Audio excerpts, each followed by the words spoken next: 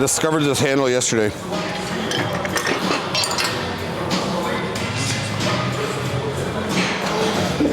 So this is a good back handle. There's many like it, but this is the only one that's good. Since that free bird. Make like lightning hit it. Make a bird fly in.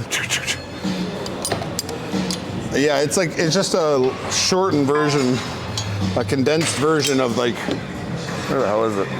I'll show later. It's like those different varying grip pull downs. There's one over there, it doesn't matter. But this is obviously pretty much just like a normal cable extension. This is kind of the grip width of like those V-bars. It's the same grip, right? So when we do the V-bar and you're setting yourself over like we have, it's like I can still get a good back workout and I can still slide my shoulders and I can still pull through, but I'm tight at the top. So no matter how well I lift my chest, I'm always gonna feel a little crunch at the top. So that's why there's really no need. I can't get up through things. Whereas with this wider, even just having it being this much wider, with like handle that's level, doesn't like tip too much. So if I take this off and I put all my weight in my feet and I push that hip back as far as I can can even talk to you guys. But all I'm gonna do is break my hand, break my elbow and set my chest up and then rock out and pull through. So as you can see, when I pull up through and I get up here, I can arch up higher and get my shoulders back more and I can put more weight onto my feet. So I'm not as restricted at the top and I can slide through more.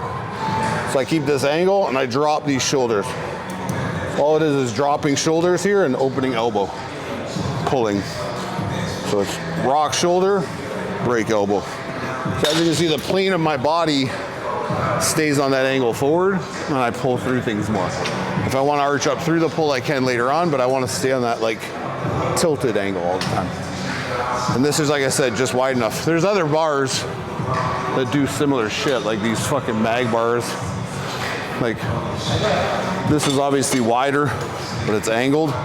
But the straighter bar allows for more of this shoulder, like if my shoulders are here and I'm pulling with a narrow handle, you see my shoulders cave in. To get it closer to me, I have to get these shoulders over. When I'm out wider, I can get these shoulders further back. All right, so that's the whole point. So this is the other bar. This is a normal bar you guys see. This is the same width. There's no difference in width, but we're just outside, right? So if you can find even bars like this with a wider handle output, do that, right? Doesn't have to be this. Pretty sure they fabricated this one on their own. They cut it into pieces, made it into two handles. That's how we get down around here, though. The same for using it like to pull down? Like yeah, because it's the same. Oh, fuck, this guy's on there. When he gets off that, I'll show it. But it's the same, like, it's obviously if I'm pulling down, this guy's on this, but if I'm pulling down with a narrow grip handle, it's the same thing. I can rock up into my chest, but I'm gonna get to a point where depth is a problem without me curling into stuff. Not that depth is your goal. That's the problem people get into. They think because I'm pulling something, I have to get it to my chest. It's like, no, I just have to feel like I'm pulling myself up into something. So I wanna rise up through and drop my shoulders, but even that, I'm here. So the wider I can get my hands here, the more depth and sinking shoulders I can get, right? So you can put that on a pull down, you can do whatever. The grip he's using is good too. It's just a little wide, but it still gets that feeling of like shoulder drop. That's all it's about. Like, people wanna make all these fucking videos talking about like putting yourself in optimal positions and like, you only have to move this degree to like hit your ladder. It's all bullshit, guys. It's like you want mobility through your shoulders and like the ability to bend your arm and pull and move your shoulders at the same time. Even me doing this right now, I can feel my back squeezing when I pull hard like that. So it's like if the back doesn't move, the back can't contract. It's like saying like I train my bicep this slow. This is dumbbell. I sit here and I go.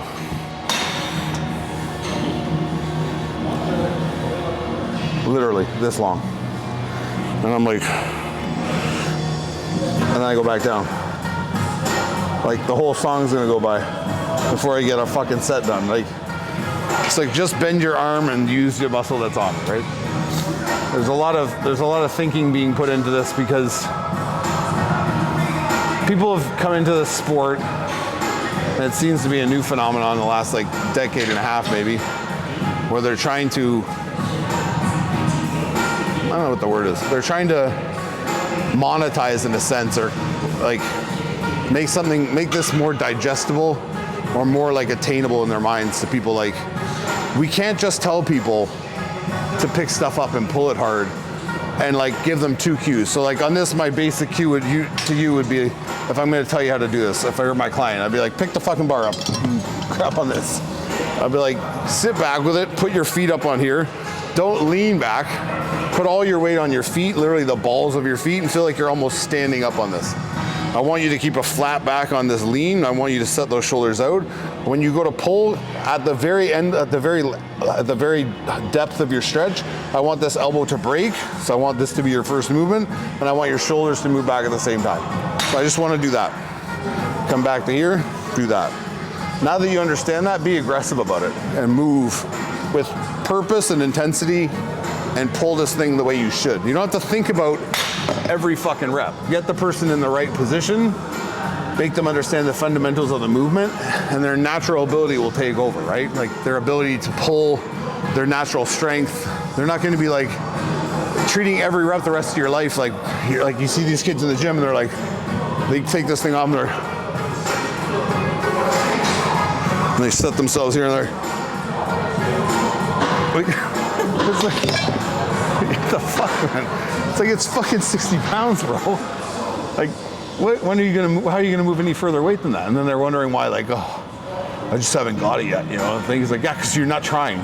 It's like teaching someone to run in slow motion. Then you're like, your form's perfect. You're running just the way you should. Don't ever go faster. It's like, well, you're gonna not be very fast, bro. Like that, like mechanics has to carry over into like actually doing the movement, right? There's no better way to kind of explain that parallel, but it's like this whole fucking obsession of overcorrecting and like being so concerned with form that like you forget that intensity is what's going to cause the difference. I don't know. I think a lot of people are lost. That's why it's like, it's funny to me. It ties into like shit that I've been going through lately. A situation that happened with me, which will remain nameless. It's like I get attacked on fucking Instagram. I don't say attacked. I just get bothered on there, and it's like people are just talking about like they're obsessed with like penises for some reason. I don't know why. It's like a sexual thing they're mad about with me. Like I don't know how to make them feel inadequate as a man or something. And it's this obsession that like of steroids. You're on steroids. This is steroids. That physique is only steroids. He's on steroids. That's why I did this. It's like yeah, but like I may be. I am. Yeah. But it's like it's also like the reason why I'm a lot bigger than you. I have a lot more muscle than you, or I did, and I have had, and I am a pro, is because I trained harder than all of you. Like that's the difference between you and I, along with a bunch of other things. Like you're a fucking pussy and I'm not, but you know, like I train harder than you guys, especially not now. I do not train hard now. That's self-admitted.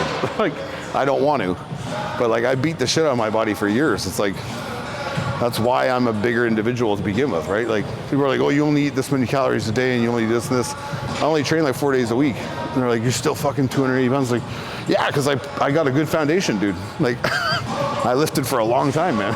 Like it doesn't just disappear. Like there's quality muscle underneath there, right? So you see these kids who are like, oh, I worked out for like a few years and I felt really good and then I fell off and I gained like 30 pounds and now I'm fat. It's like, yeah, because you didn't have anything to begin with. Like nothing was there. Like there was no foundation of that house. That house was like sinking from the start, right? Yeah, the Prague show was interesting. I thought Chris run, to be honest, but then I saw, it's hard to say because you see pictures and you see videos. Ian was there, so Ian was posting videos, like he's like in the front row, so you could see there was a difference in, I guess you could say there was a difference in muscle density between him and Martin.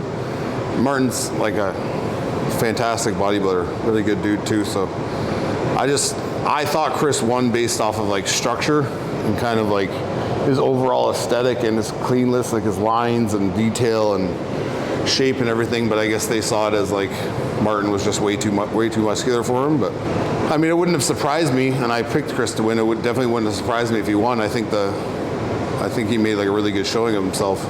I think he should take the time, not that he needs to, not that he's gonna fucking listen to me, but he should take the time to just like see how much he can grow in the next year or so, and then see if he can step on an open show and qualify for the Olympia and go to the Olympia, right? Because I mean, you lost to Martin, that means you're top 3 in the world, like you're top 4 in the world. Say he's 3rd, you're 4th, right? Whatever the fuck, you could make an argument for it. So it's like, I mean, I don't know. It's probably obviously got a million things going on. The guy's successful and the guy's running companies and doing whatever, having a family. But I mean, you showed everybody that you could stand on stage with these open guys and more than hold your own. Plus, him with a bigger physique, fuller physique, to me is more pleasing to look at, because that's just like some of the holes and some of the stringiness that he had, like when he was in Classic, where he has to come down to make a weight. All those kind of gaps are starting to fill in. So it's like, what could that be if he didn't give a fuck about weight? Like, not that he has to be 20 pounds heavier, he just doesn't give a fuck about cutting down.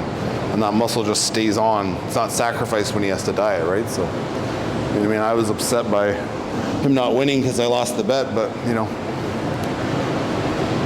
better luck next year, man. The Indian Chris Bumstead. Yeah, you know that it's the Indian Chris Bumstead from this right here. That's how you, if you took that away, Bumstead. No, not Bumstead. They love you here though. They're all over the place. I'm not sure if that's you, but that is definitely you. An attempt to be you.